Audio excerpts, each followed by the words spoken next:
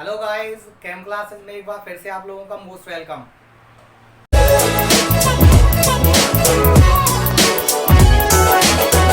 Dear friends, today we will discuss our next topic rate law in our chapter chemical kinetics। दोस्तों, हमारा next topic है। Last topic में हमने rate of reaction and rate constant के बारे में study किया था, उनमें डिफरेंस के बारे में स्टडी कर लिया था। तो जो friends law of mass action होता है, लॉ ऑफ मास एक्शन अपने आप में कह सकते हैं एक थियोरेटिकल कॉन्सेप्ट होता है। क्लियर है? नहीं, ये स्टोचियोमेट्री को रिप्रेजेंट करता है। किसी भी केमिकल इक्वेशन में स्टोचियोमेट्री को रिप्रेजेंट करता है, स्टोचियोमेट्री के टर्म में रेट ऑफ रिएक्शन को रिप्रेजेंट करता है। क्लियर है? नहीं ये अब हम एक एक्सपेरिमेंटल कॉन्सेप्ट की तरफ बढ़ रहे हैं जो रेट लॉ के फॉर्म में हम स्टडी करेंगे।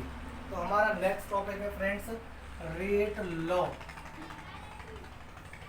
फ्रेंड्स, रेट लॉ जैसे मैंने अभी बताया, rate law of mass action की ही फॉर्म होती है एक। क्लियर नहीं है? जैसे लॉ ऑफ मास एक्शन में मैंने बताया कोई केमिकल इक्वेशन है, जैसे ये हमारा A plus B to form friends any product. Clear है नहीं है ये?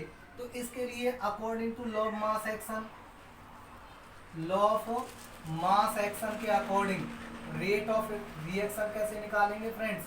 रेट इज इक्वल, हमारा क्या रहेगा? Constant of proportionality, A reactant, stoichiometric coefficient क्या रहेगा पावर में, बी का स्टोचियोमेट्रिक कोफिशिएंट बी। क्लियर नहीं है? तो लॉ ऑफ मास एक्शन के अकॉर्डिंग ये रेट ऑफ रिएक्शन यार ये रेट निकल के आएगा। लेकिन जब हम रेट लॉ के अकॉर्डिंग निकालेंगे फ्रेंड्स, रेट लॉ के अकॉर्डिंग टू रेट लॉ, तो देखने वाली बात क्या है फ्रेंड्स, इसी इक्वेशन के लिए जो हम रेट निकालेंगे फ्रेंड्स वो एक्सपेरिमेंटल डिटरमाइन कंसंट्रेशन पर डिपेंड करेगा। क्लियर नहीं है? ये वहाँ पर ए की पावर हम पी और बी की पावर क्यू लेके चलेंगे। ये पी और क्यू फ्रेंड्स, पी और क्यू क्या है आपके? एक्सपेरिमेंटली डिटरमाइन वैल्यू होती है, मे और may not be equal. Clear नहीं है?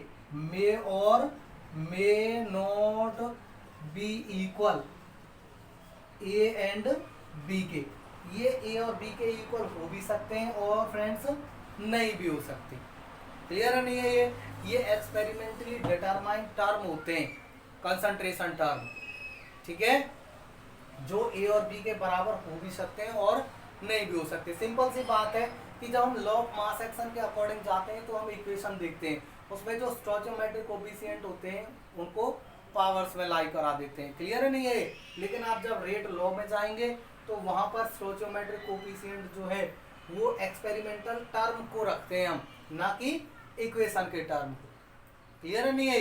ये एक्सपेरिमेंटली डिटरमाइन वैल्यूज को इंडिकेट करेगा आपके लिए, पी और क्यू। ओके, जो ए और बी के बराबर हो भी सकते हैं और नहीं भी हो सकते। तो इस तरह से रेट लॉ का स्टेटमेंट क्या निकल के आता है? Rate law gives the rate of reaction in which concentration of reactant determine experimentally, ऐसे कह सकते हैं। क्लियर नहीं है? ये मैथमेटिकल एक्सप्रेशन को इंडिकेट करता है। तो ये हमारा रेट लॉ हो जाता है फ्रेंड्स। रेट लॉ में जो ये पावर्स होती हैं फ्रेंड्स, रेट लॉ में जो पावर्स होती हैं, इन पावर का सम, इन पावर का सम नहीं फ्रेंड्स, इन पावर का सम, पी और क्यू का सम हमें क्या देता है? Order of reaction. तो इसी से आगे हमारा नेक्स्ट टॉपिक आ जाता है दोस्तों, ऑर्डर। ओके, ऑर्डर क्या होता है? Sum of the powers in rate law. Rate law expression में रिएक्टेंट की पावर का सम क्या देता है हमें? Order of reaction. क्लियर नहीं है? ये यदि हम इसके लिए निकालें, यही इक्वेशन हम राइट करें फ्रेंड्स यहाँ पर, तो ऑर्डर को n से रिप्रेजेंट करते हैं। n इज इक्वल क्या रहेगा आपका? p प्लस आपका q। n is equal p plus q। Clear नहीं है? यदि n का वैल्यू फ्रेंड्स 0 रहता है तो इक्वेशन रहती है हमारी जीरो ऑर्डर रिएक्शन। क्लियर नहीं? When you put n is equal 1 तो हमारा रिएक्शन क्या हो जाता है? First order reaction. When you put n is equal 2 reaction क्या हो जाएगी हमारी? Second order reaction and so on. समझ में आया? तो इस तरह से ऑर्डर ऑफ रिएक्शन निकल जाते हैं, रेट लॉ से निकालते हैं, एक्सपेरिमेंटल डिटरमाइंड वैल्यू से। ध्यान रखना, ये फिर मैं बात कर रहा हूँ, आगे आप कंफ्यूज होंगे इस वजह से। ये P और Q क्या है, एक्सपेरिमेंटली डिटरमाइंड वैल्यूज होती हैं। जब आप अगर एग्जाम्पल की बात करेंगे जीरो फर्स्ट और सेकंड के लिए, फ्रैक्शनल ऑर्डर के लिए, तो उस केस में आपको एक तरह से ये चीज़ें ध्यान में रखनी होंगी, इक्वेशन याद रखनी होंगी, कुछ ट्रिक्स बनाने होंगे अपने हिसाब से याद रखने के लिए कि कौन सा इक्वेशन जीरो ऑर्डर में रहेगा, कौन सा इक्वेशन आपका फर्स्ट ऑर्डर में रहेगा। क्लियर है दोस्तों? चलिए एग्जाम्पल की बात करते हैं हम। इन इक्वेशंस के लिए एग्जाम्पल्स की बात करते हैं दोस्तों।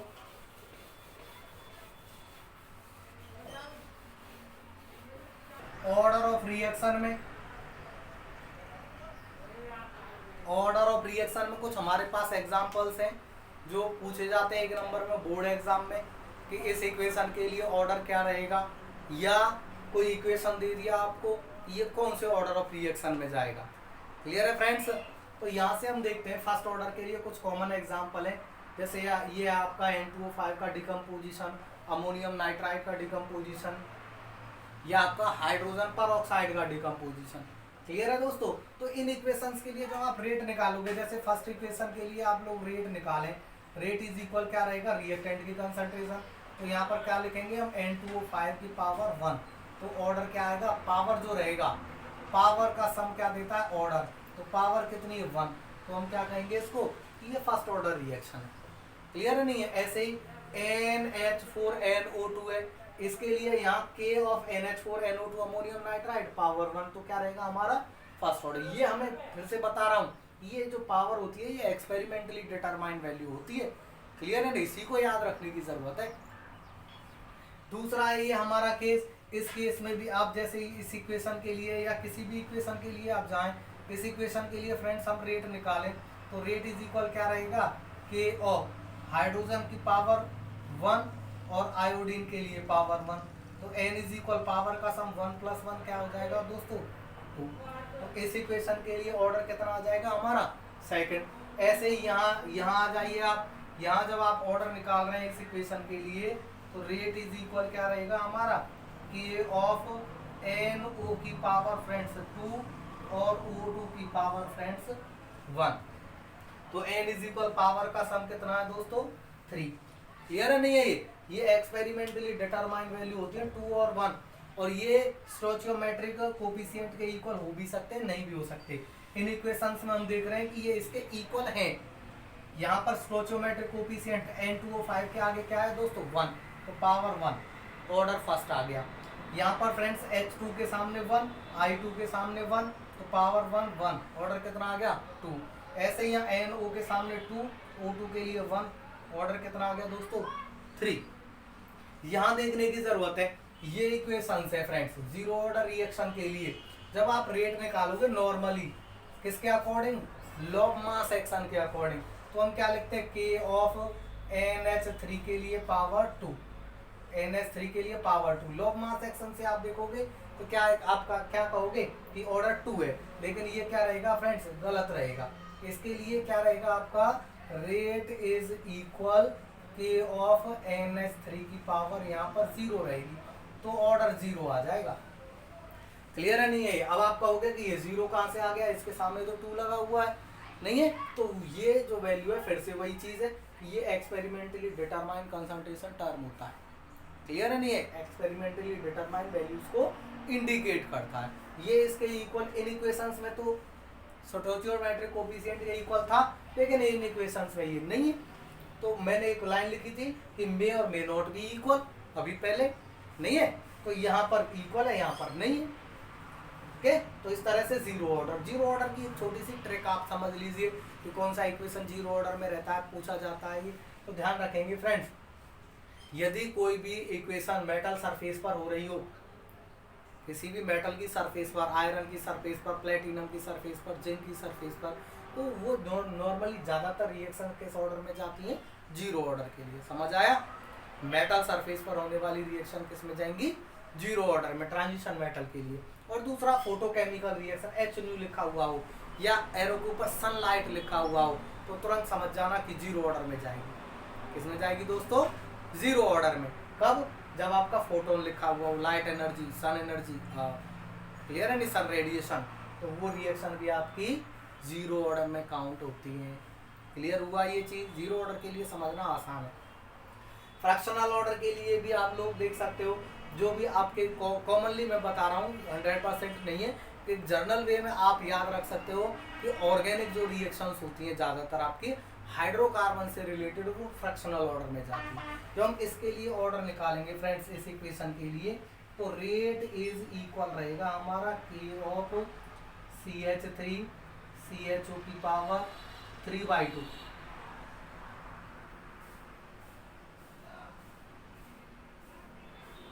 CH3 CHO के लिए पावर 3/2, यानी इसके लिए ऑर्डर कितना आ जाएगा फ्रेंड्स? 1.5 या 3/2। क्लियर हुआ नहीं है? तो ये हमारे फ्रैक्शनल ऑर्डर है। ऐसे ही इसके लिए जब आप ऑर्डर निकालोगे तो यहाँ भी COCl2 की पावर कितना आ जाएगा दोस्तों? 3/2 आएगा, यानी इसके लिए भी ऑर्डर कितना आएगा हमारा? 1.5। ओके, तो इस तरह से ये हमारे ऑर्डर ऑफ रिएक्शन है। ऑर्डर वाला टर्म 1 नंबर का है अगर हम कंपटीशन और बोर्ड एग्जाम दोनों के नज़रिए से देखें। नहीं है, यहाँ से या तो यूनिट पूछे जाते हैं रेट कांस्टेंट के लिए, या इक्वेशंस के लिए ऑर्डर पूछा जाता है। क्लियर है नहीं? है कुछ कॉमन इक्वेशंस है, आप याद रख लीजिए। नहीं है, आगे बढ़ते हैं हम यूनिट के लिए। फ्रेंड्स नेक्स्ट टॉपिक हमारा है unit of rate constant. Unit of rate constant, different type of order of reaction के लिए हम रेट कांस्टेंट का यूनिट निकाल के देखेंगे क्या निकल के आता है। जैसे दोस्तों हमारा फर्स्ट ऑर्डर रिएक्शन है, क्लियर है? कोई भी इक्वेशन मान के चलिए, जैसे ये हमारा इक्वेशन है A tends to any product, A tends to any product, clear है नहीं? ये फॉर फर्स्ट ऑर्डर के लिए, फॉर फर्स्ट ऑर्डर रिएक्शन के लिए क्या क्या यूनिट निकल के आएगा रेट के लिए? तो देखिए इस इक्वेशन के लिए रेट लॉ में हम कैसे लिखेंगे? Rate of reaction is equal के ऑफ ए की पावर क्या रहेगा? जो कह रहा है फर्स्ट ऑर्डर है तो पावर कितनी रहेगी फ्रेंड्स? 1। क्लियर है नहीं? ये पावर कितनी रहेगी कंसंट्रेशन के लिए? पावर 1। रेट के लिए यूनिट हमने लास्ट लेक्चर में लिखा था, रेट का डेफिनेशन क्या रहता है? Rate of reaction is equal रहता है दोस्तों change in concentration over time taken.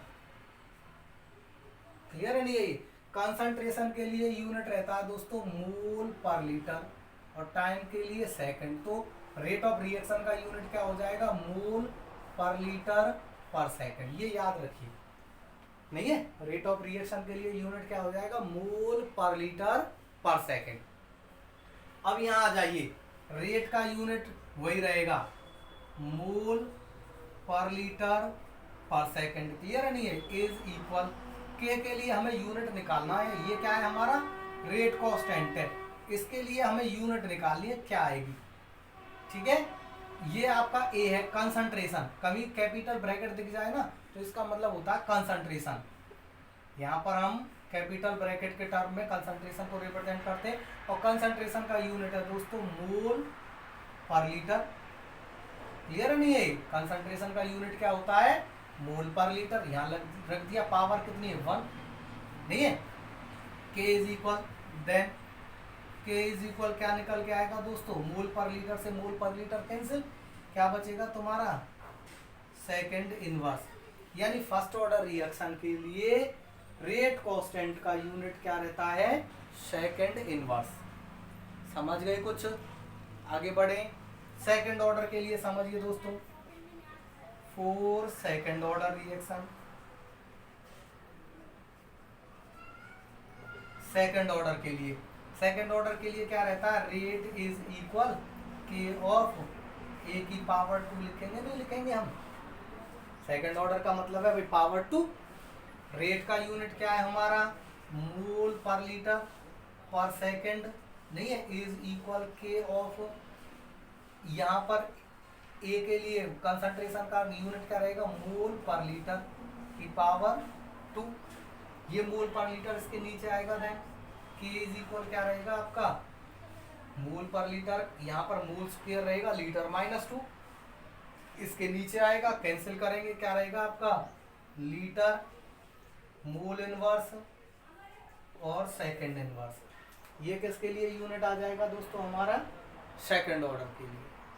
ठीक है, ऐसे ही आप थर्ड ऑर्डर के लिए निकाल लेंगे। जीरो ऑर्डर की बात करें दोस्तों, फोर जीरो ऑर्डर के लिए, जीरो ऑर्डर रिएक्शन के केस में रेट इज इक्वल, इक्वेशन क्या रहेगी रेट इज इक्वल के ऑफ कंसंट्रेशन की पावर 0।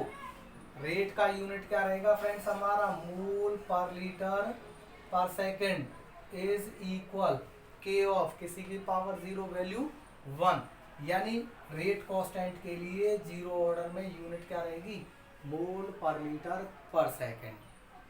समझ में आया? ये एक यूनिक फॉर्मूला मैं आपको बता दूं, किसी भी ऑर्डर ऑफ रिएक्शन के लिए आप उसको अप्लाई कर सकते हो।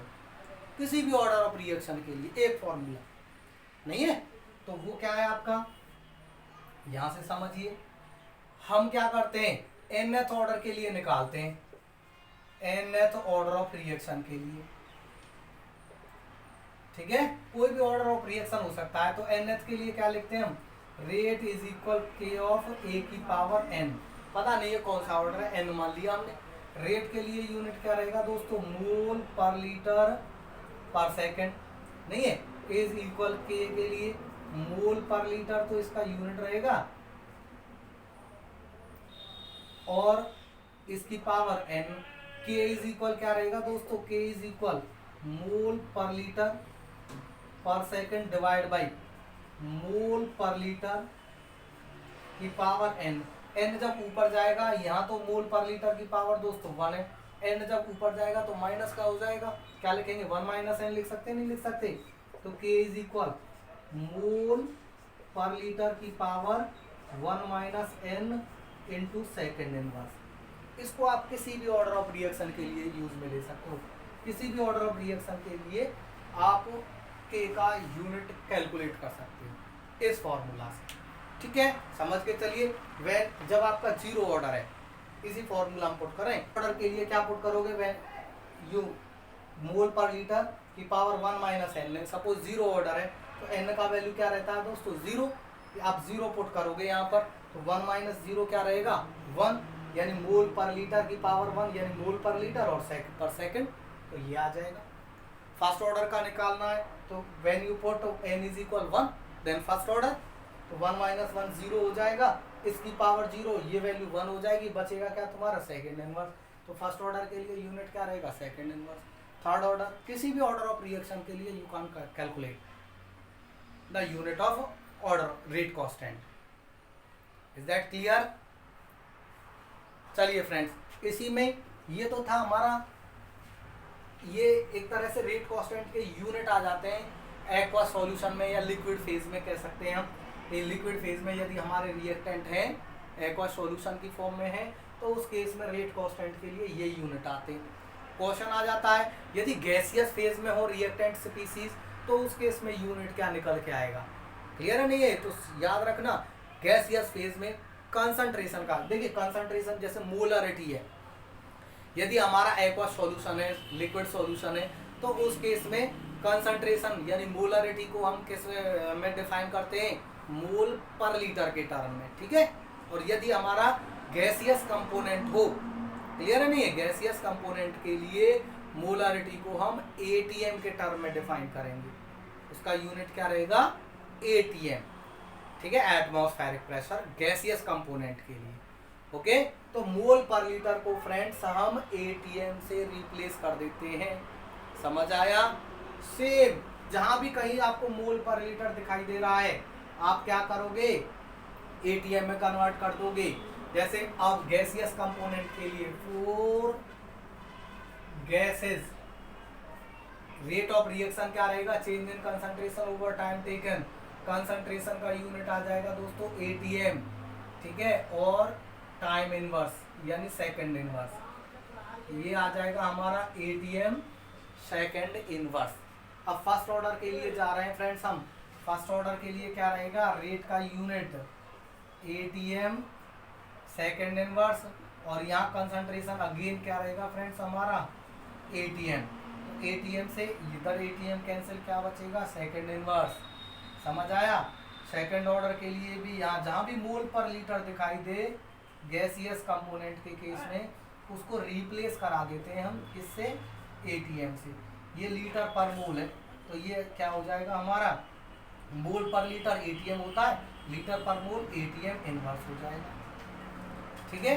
ऐसे ही फॉर जीरो ऑर्डर के केस में मोल पर लीटर दिखाई दे रहा है, क्या रहेगा आपका एटीएम, एटीएम सेकेंड इनवर्स। और नॉर्मल इक्वेशन के लिए भी आपको जहां भी मोल पर लीटर दिखाई दे क्या आ जाएगा हमारा ATM, atmospheric pressure, atmospheric pressure.